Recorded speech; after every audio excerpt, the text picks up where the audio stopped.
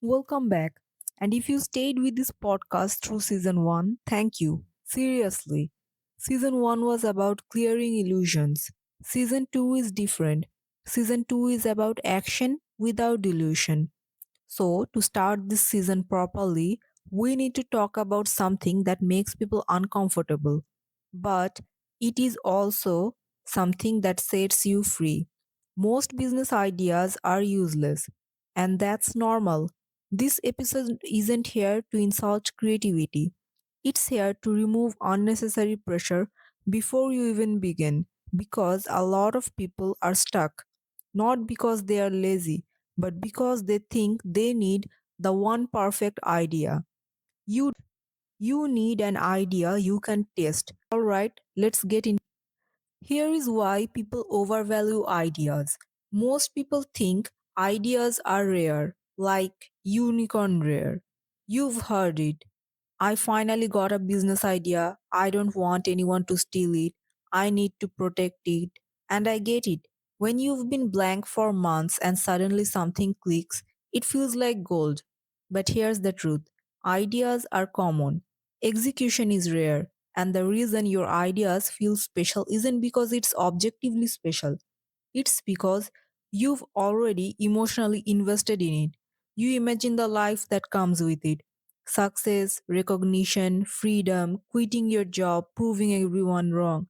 So the idea becomes a fantasy container, a little box you pour your dreams into. And that's where it gets dangerous. Because once an idea becomes your dream, learning feels like a threat. You start protecting the idea instead of testing it. Now let's clarify something really important. An idea is a guess, not a plan. Every business idea is basically a guess about a few things.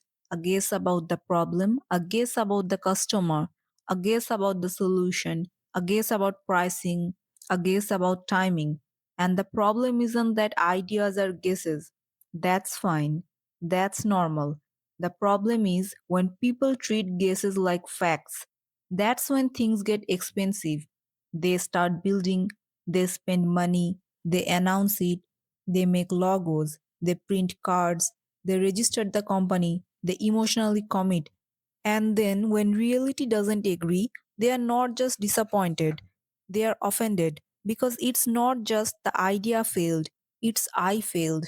And I want you to avoid that trap because business punishes certainty without proof, not because the market is cruel, but because the market is practical.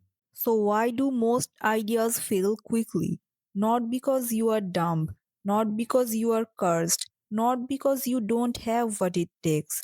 Most ideas fail for boring reasons, simple reasons, normal reasons. The problem isn't painful enough, the customer isn't clear, the timing is wrong, the solution is unnecessary, or the solution is nice but not pay money nice. And people underestimate how brutal that last point is because someone saying wow that's cool is not validation, someone paying is validation. Now when an idea fails people take it personally, but the market isn't personal, the market is like a filter. It doesn't hate your idea, it just doesn't choose it. And that's the part that hurts if you thought your idea was supposed to be the one. Now, quick correction because I am being very specific with language here. When I say useless, I don't mean worthless. I'm not saying your idea has no value. I'm saying most ideas are not viable as businesses, not sellable, not sustainable, not scalable, not profitable, not yet. But a useless business idea can still be incredibly valuable as data because it teaches you. It teaches you how people respond. It teaches you which assumptions were wrong. It teaches you what to build. And that's real progress. And only if you test it. If you don't test it, it stays a fantasy, and fantasies feels good, but it doesn't pay you. Here is the bigger danger, falling in love with your idea. This is where people lose months or years because once you fall in love with your idea, you become blind. You stop listening, you start defending, You turn feedback into a debate. You start explaining instead of learning. And rejection starts feeling unfair. You know what healthy founders do? They don't protect idea. They stress test them. They ask questions like, where is this weak? How can this fail fast? What would make this a definitive no? And that mindset saves time, it saves money, and honestly, it saves ego.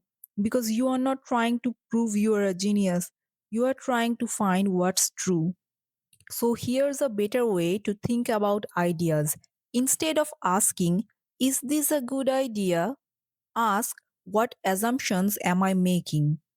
How can I test this cheaply? What would prove this wrong? Because ideas aren't precious, they are raw materials. Your job isn't to believe them, your job is to challenge them. And I know that sounds harsh, but it's actually freeing. Because if your idea survives testing, now you have something. And if it doesn't, good. You just saved yourself months of building something no one wanted. And this should relieve you. Seriously, this perspective removes pressure. You no longer need the perfect idea. You don't need the best idea. You don't need the original idea. You just need a testable idea, a small experiment, a honest feedback.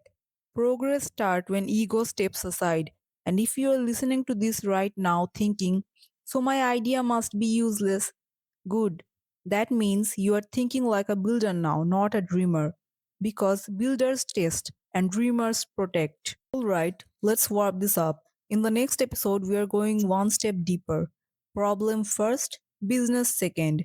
And we'll talk about what a problem actually is, why solving imaginary problems fail, and how to tell the difference before you waste time. Season 2 isn't about dreaming bigger, it's about not wasting time. Thanks for listening. See you in the next episode.